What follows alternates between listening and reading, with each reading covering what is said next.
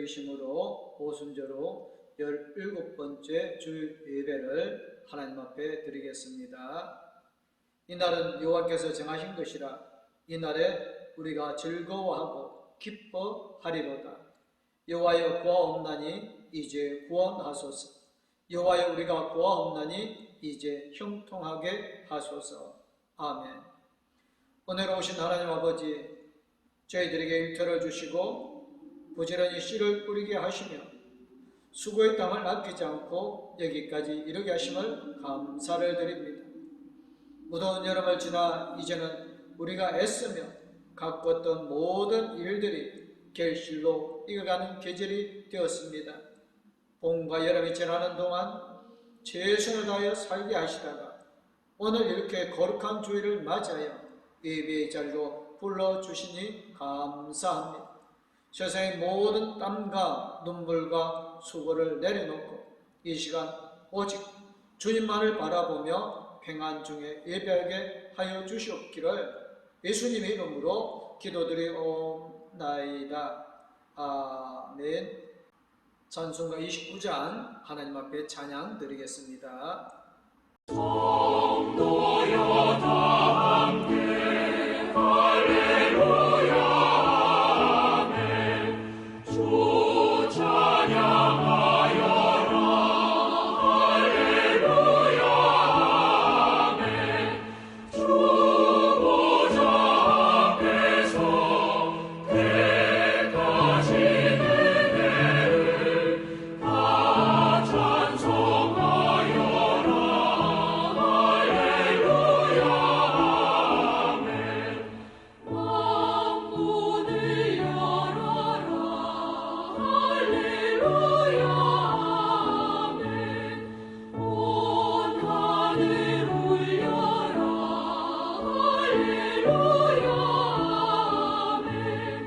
인도자 되시며 친구가 되신 주 그 사랑 끝없다 할렐루야 아멘. 주 찬양하여라 할렐루야 아멘.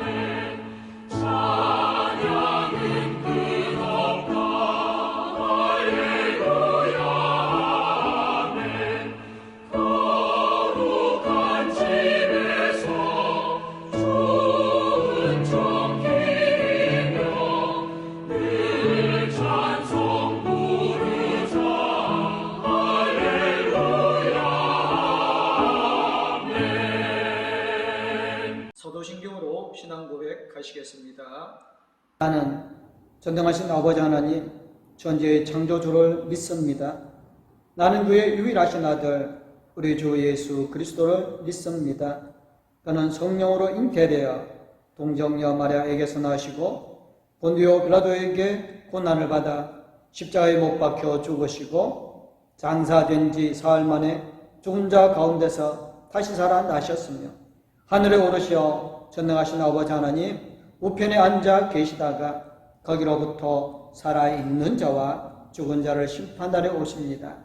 나는 성령을 믿으며 거룩한 공교회와 성도의 교제와 죄를 용서받는 것과 몸의 부활과 영생을 믿습니다. 아멘. 찬송 50장 찬양하시면서 준비하신 예물 하나님 앞에 드리겠습니다.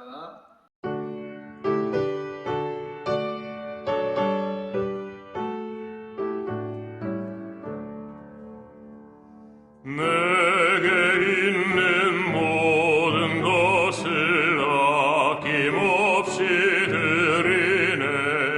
사랑하고 의지하며 주만 따라 살리라. 주께 드리네. 주께 드리네. 사랑하는 구주 앞에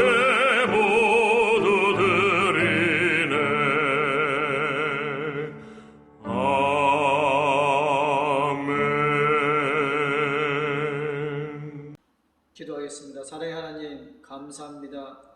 온몸과 마음과 정성을 다해 하나님 앞에 예배드리며 하나님의 말씀대로 거룩하게 주일 예물 중가해 드린 손길, 우리가 이 땅에 살아갈 때 물질에 필요하신 것 주신 것, 그 중에 열하님은 내 것이 아님을 알고 거룩하게 구별하여 11조물 드린 손길, 여러 가지 감사 제목들을 가지고 감사함을 드린 손길, 봉동교회 수사의 빛과 소금의 역할을 감당하여 교회 장기 발전에 물들인 손길, 성경을 드린 손길, 장학금을 드린 손길, 구제물 드린 손길들 있습니다. 하나님이란 모든 손길의 정성을 하나님께서 기뻐 받아주시고 차고 넘치도록 채워주심을 믿사옵고 거룩하신 우리 주 예수 그리스도의 이름으로 감사하며 기도드리옵나이다. 아멘. 오늘 우리에게 주시는 말씀은 마가복음 9장 30절에서 37절 말씀입니다. 그곳을 떠나 갈릴리 가운데로 지날새 예수께서 아무에게도 알리고자 아니하시니 이는 제자들을 가르치시며 또 인자가 사람들의 손에 넘겨져 죽임을 당하고 죽은 지 3일 만에 살아나리라는 것을 말씀하셨기 때문이더라. 그러나 제자들은 이 말씀을 깨닫지 못하고 묻기도 두려워하더라. 가버나움에 이르러 집에 계실새 제자들에게 물으시되 너희가 길에서 서로 토론한 것이 무엇이냐 하시되 그들이 잠잠하니 이는 길에서 서로 누가 크냐 하고 쟁론하였음이라. 예수께서 앉으사 12 제자를 불러서 이르시되 누구든지 첫째가 되고자 하면 뭇 사람의 끝이 되며 뭇 사람을 섬기는 자가 되어야 하리라 하시고 어린아이 하나를 데려다가 그들 가운데 세우시고 앉으시며 제자들에게 이르시되 누구든지 내 이름으로 이런 어린아이 하나를 영접하면 곧 나를 영접하며 누구든지 나를 영접하면 나를 영접함이 아니요 나를 보내신 이를 영접함이니라. 아멘.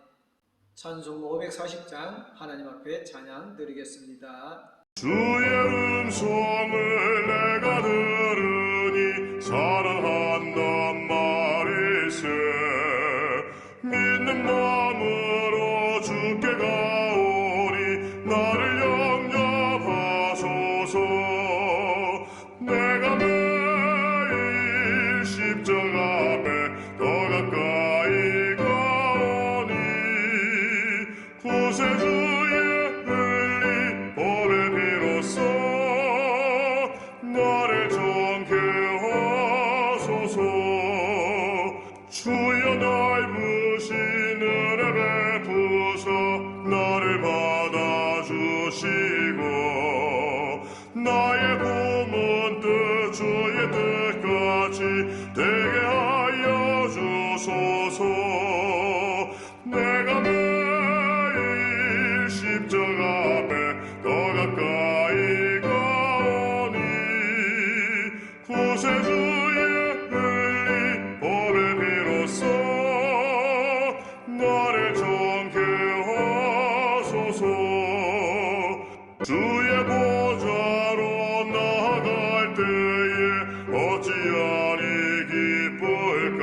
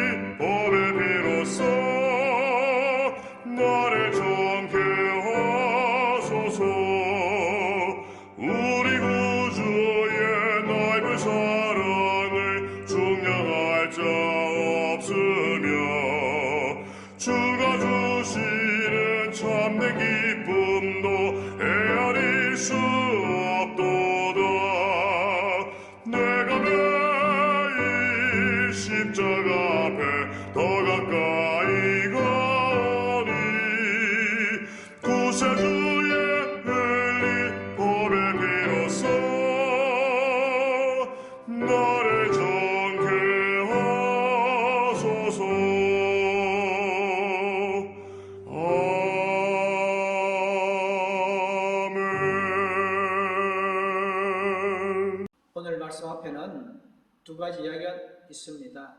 하나는 예수님이 제자들 가운데 베드로와 야고보와 요한만을 데리고 높은 산으로 올라가신 이야기입니다.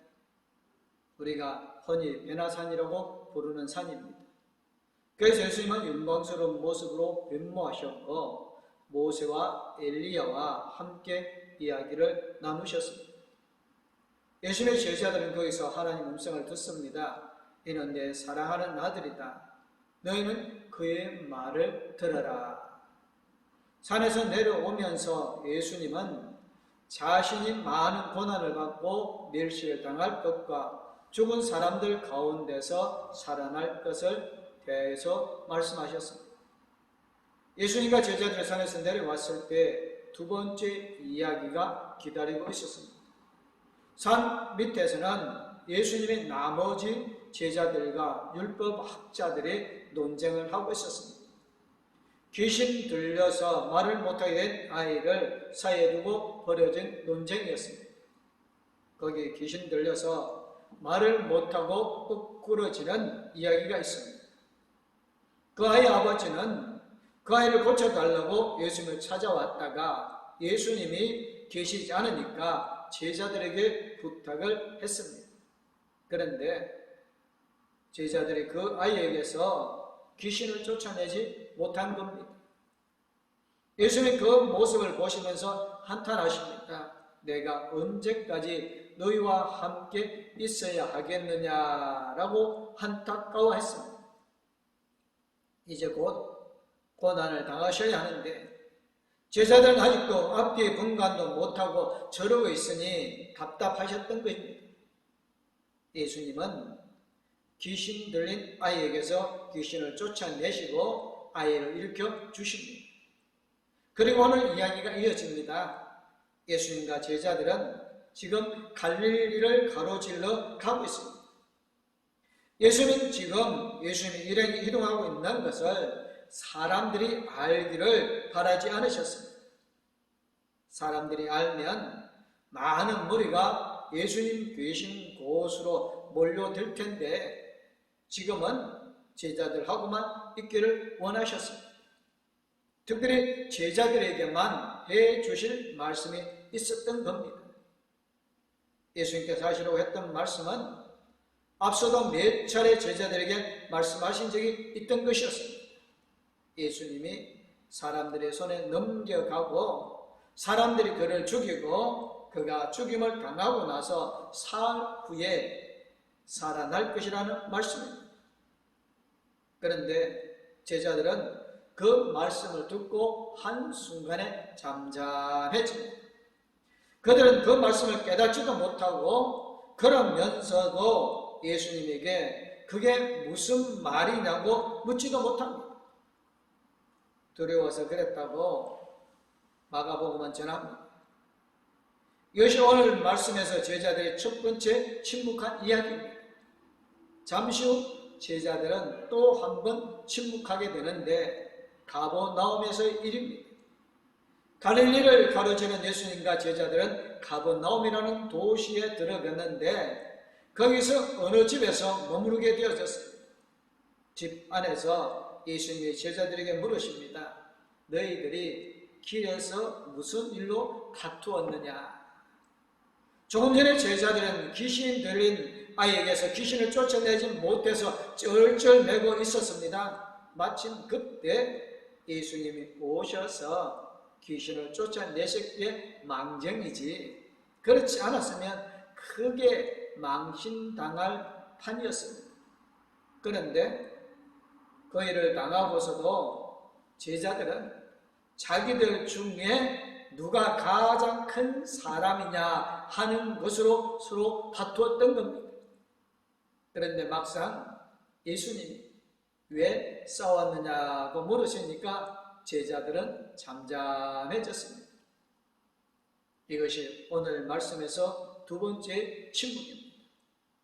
자기들도 그런 줄 알았던 걸까요? 예수는 자리에 앉으십니다. 자리에 앉아서 말씀하시는 것은 제자들을 가르치는 자세였습니다. 예수님은 제자들을 꾸짖기보다는 차근차근 가르치십니다. 누구든지 첫째가 되고자 하며 그는 모든 사람의 꼴찌가 되어서 모든 사람을 섬겨야 한다. 제자들의 두 번째 침묵의 모든 같은 이유였습니다. 예수님에 대한 오해 때문이었습니다. 따지고 보면 제자들이 오해할 만한 이유가 있었습니다. 앞서 있었던 사건들이 바로 그런 것이었지요. 예수님이 변화선에서 영광스러운 모습으로 변하시고 모세와 엘리야와 이야기를 나누시는 장면을 보고 거기다가 이는 내 사랑하는 아들이다. 너희는 그의 말을 들으라고 하시는 하나님의 음성을 직접 들은 제자들로서는 정말로 예수님이 대단한 분이라고 생각하지 않을 수 없었던 것입니다. 그뿐만이 아니었습니다.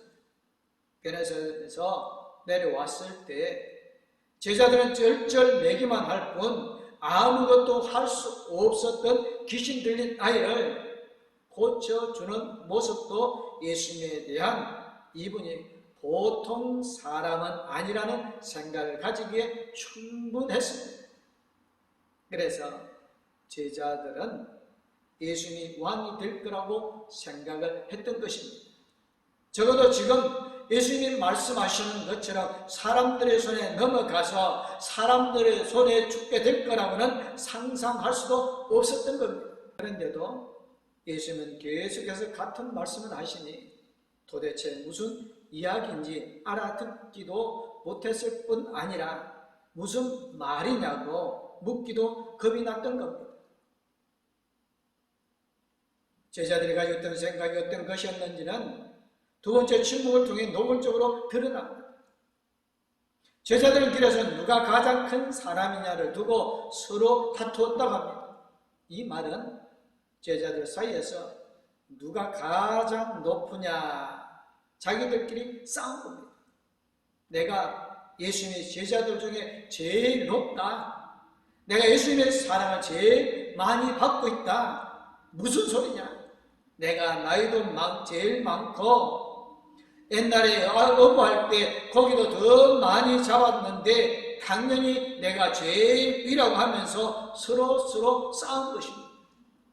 바로 이 싸움이 제자들이 가지고 있는 생각이 어떤 것이 있는지를 잘 보여주는 것입니다.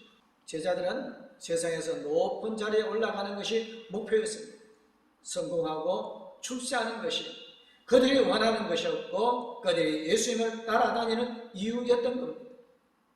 그들이 처음 예수님을 만나고 예수님의 부르심을 받고 모든 것을 버리고 예수님을 따르고 했을 때부터 이렇게 생각한 것은 아니었습니다. 예수님은 이들에게 그런 것들을 약속하신 적이 한 번도 없었습니다. 그러나 이들이 예수님을 따라다니면서 예수님이 보여주신 이적들, 병든 사람을 고쳐주시고 귀신 들린 사람에게서 귀신을 내어 쫓으시고 배가 고픈 사람들을 먹여주시고 낙심하고 절망한 사람들에게 소망을 주시는 모습을 보면서 점점 생각이 달라지게 된 겁니다. 더구나 예수님을 만난 사람들이 예수님이 보이는 반응들을 보면서 더욱 그렇게 되었겠지요. 사람들은 예수님에게 열광했고 예수님을 왕으로 세우려고 하는 사람들까지 나오게 되었습니다. 제자들 사람들의 반응에 거부되었고 자기들도 무리들과 같은 생각을 하게 되어집니다. 성공하고 출세해보자. 세상에 살면서 그게 제일 아니냐. 그런데 우리 제주로는 할 수 없는 일 아니니까 다른 방법은 없다. 예수님이 왕이 되면 모든 게 해결된다. 그런 생각을 하게 된 것입니다. 물론 이들을 제자로 부르신 것은 예수님이었습니다. 예수님의 제자들이 자기에게 예수님의 제자 되겠다고 요청한 것이 아니라 예수님이 그들을 제자로 부르셨습니다. 하지만 지금 이들의 머릿속에는 온통 그런 생각만 들어있는 겁니다. 그런데 요즘 예수님이 자꾸만 이상한 말씀을 하신단 말이지. 내가 이제 곧 사람들한테 잡혀갈 거다. 그래서 모욕을 당하고 고난을 당하게 될 거다. 그뿐만이 아니라 내가 그들의 손에 죽을 것이다. 제자들로서는 도저히 받아들일 수 없는 말씀을 하신단 말이에요. 예수님은 12 제자들을 불러놓고 그들에게 싸우지 말라고 하시지 않고 그들의 생각을 바꾸라고 하십니다. 누구든지 첫째가 되고 싶으면 그는 모든 사람의 꼴찌가 되어서 모든 사람을 섬겨야 한다고 말입니다. 지금 제자들이 가지고 있는 생각은 세상에서 성공해야 한다는 것입니다.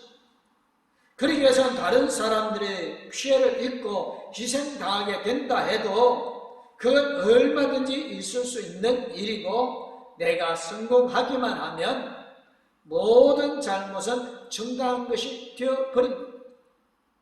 예수님은 이런 생각을 버리라고 하시는 겁니다. 우리는 세상에서 높은 사람이 되고 성공하고 출세하기 위해서 사는 게 아니라는 겁니다. 어떻게든 높은 사람하고 줄을 대어서 덕을 보려고 하고 어떻게든 성공하려고 도움이 필요한 사람들을 외면하거나 심지어 피해를 주지 말아야 한다는 겁니다. 예수님은 제자들의 생각을 뒤집어 놓으셨습니다.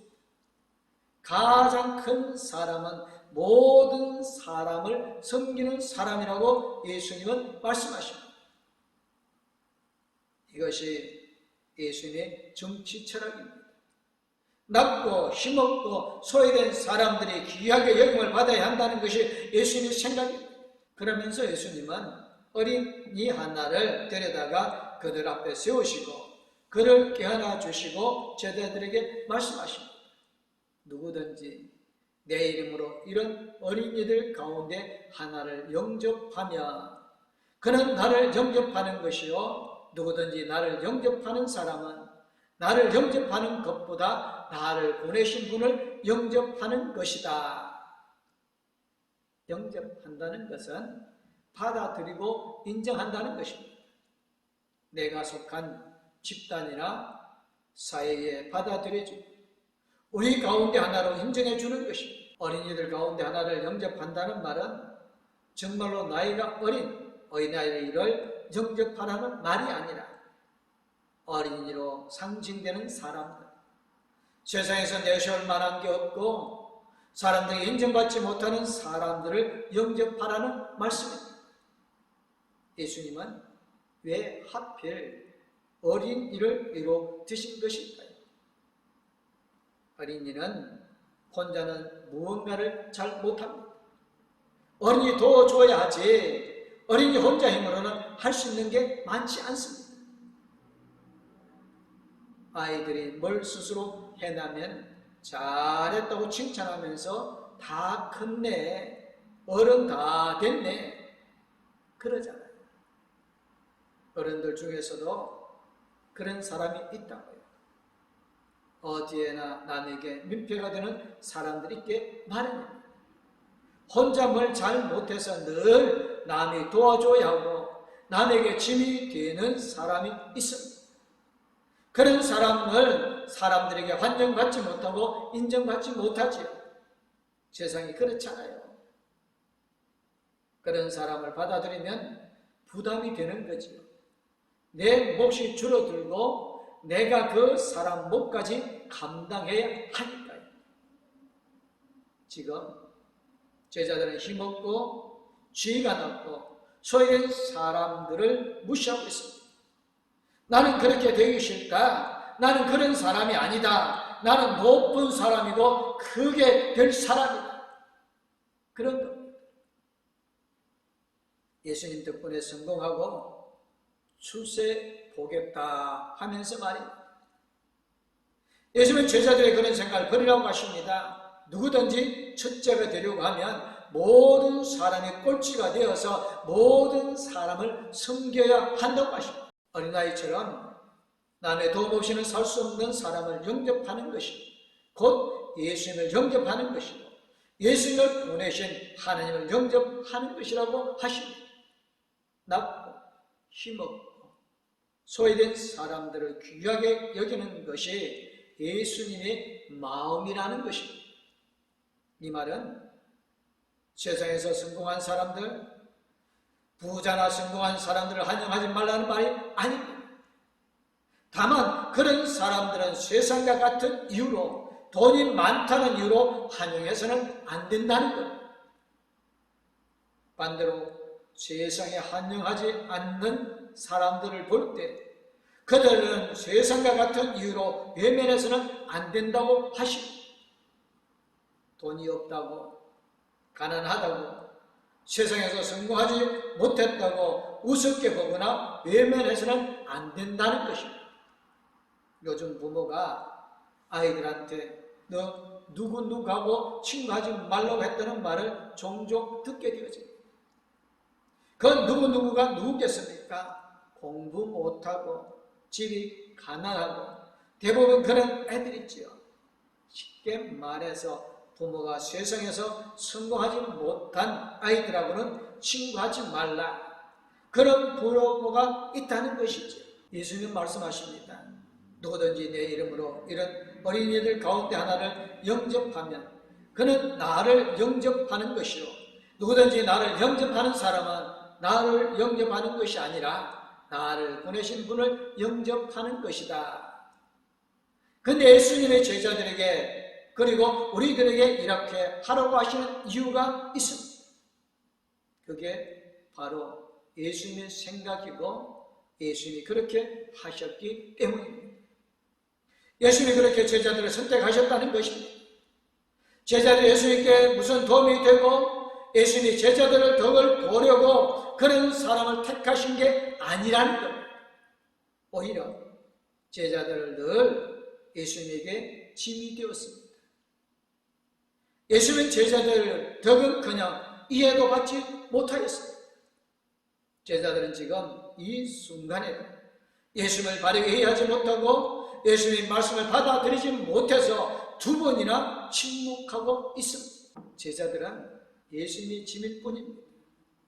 하지만 그런 사람들을 제자 삼으셔서 그들이 위대한 복음의 증인, 사도가 되게 하셨습니다. 같은 이유로 예수님 우리를 선택하셔서 하나님의 자녀로 삼으셨습니다.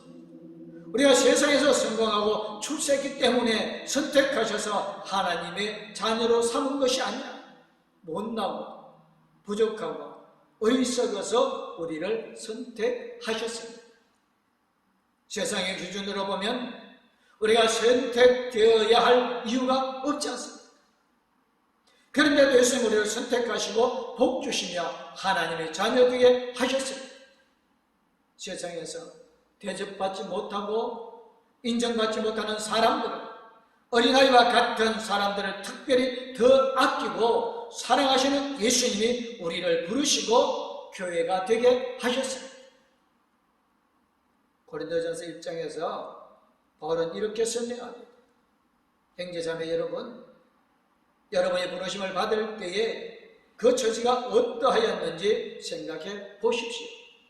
육신의 기준으로 보아서 지혜 있는 사람이 많지 않고 권력 있는 사람이 많지 않고 가문이 훌륭한 사람이 많지 않았습니다. 그런데 하나님께서는 지혜 있는 자들을 부끄럽게 하시려고 세상의 어리석은 것들을 택하셨으며 강한 것들을 부끄럽게 하시려고 세상의 약한 것들을 택하셨습니다. 하나님께서는 세상에서 비천한 것들과 멸시받는 것들을 택하셨으니 곧 잘났다고 하는 것들을 없애시려고 아무것도 아닌 것들을 택하셨다고 고린도전서 1장 26절에서 28절에 말씀합니다. 그래서 우리가 선택되었고 그렇게 우리가 하나님의 자녀가 되었습니다. 그러니까 이제는 우리도 세상의 생각을 버리고 세상의 정착을 버리고 예수님의 생각대로 예수님의 정착을 따라서 살아야 한다는 것입니다. 예수님 우리를 영접하신 것처럼 우리도 예수님을 영접하고 예수님이 영접했던 우리가 같은 사람들을 영접해야 한다는 것입니다. 그게 예수님을 영접하는 것이고 그게 예수님을 우리에게 보내신 분 하나님을 영접하는 것입니다. 다시 말하면 우리가 우리에게 부담이 되고 짐이 되는 사람, 세상의 기준으로 인정받지 못하고 환영받지 못할 사람을 영접하는 것이 예수 믿는 것이고 그게 바로 하나님을 믿는 것이라는 말입니다. 왜냐하면 바로 우리가 그렇게 영접받고 환영받았기 때문입니다. 환영받지 못하는 사람을 환영하는 것, 그게 믿음이라고 오늘 예수님은 말씀하십니다. 받아들이기 싫은 사람을 기꺼이 영접하는 것, 그게 예수 믿는 거라고 하십니다. 우리에게 그렇게 하라고 하십니다. 우리에게 예수 믿는 사람이 되라고 하십니다. 우리 공덕교회 모든 성도님들 예수를 영접하는 아름답고 복된 삶을 이루어 가시기를 주님의 이름으로 축원합니다. 기도하겠습니다. 우리를 택하시고 장래 삼아주신 하나님, 우리는 하나님 은혜로 하나님 나라를 영접받았으면서 우리는 다른 사람들을 하나님 나라로 초대하지 않았습니다. 우리가 영접해야 할 사람들, 어린아이 같은 사람들을 외면하고 무시하기도 했습니다. 우리가 받아야 할 무시를 우리가 다른 사람에게 주고 있습니다. 주님, 저희가 주님을 영접하게 하시옵소서. 어린아이 같은 우리 이웃들을 기쁘게 영접하고 환영하게 하여 주옵소서. 이웃을 위해 지난 부담을 기쁘게 여기게 하시고 주님의 은혜를 함께 나누게 하여 주옵소서. 영원토록 우리와 함께 해주심을 믿사옵고 거룩하신 우리 주 예수 그리스도의 이름으로 기도드리옵나이다. 아멘. 이제는 우리를 죄에서 건져 권하여 주시고 새 생명을 주신 우리 주 예수 그리스도는 언제 어디서든지 우리와 함께 계시며 우리에게 은혜 주시고 우리의 힘이 되어 주시는 하나님 아버지의 그 큰 사랑, 우리 나아갈 길을 인도해 주시고 동행하여 주시는 성령님의 감화감동, 위로교통 충만하시니 주님을 영접한 같이 가난한 이웃들을 영접하기를 원하는 봉독교회 모든 성도님들과 가족들 위해 이제부터 영원토록 함께하옵기를 간절히 축원하옵나이다. 아멘. 하나님 이 가정을 축복하소서.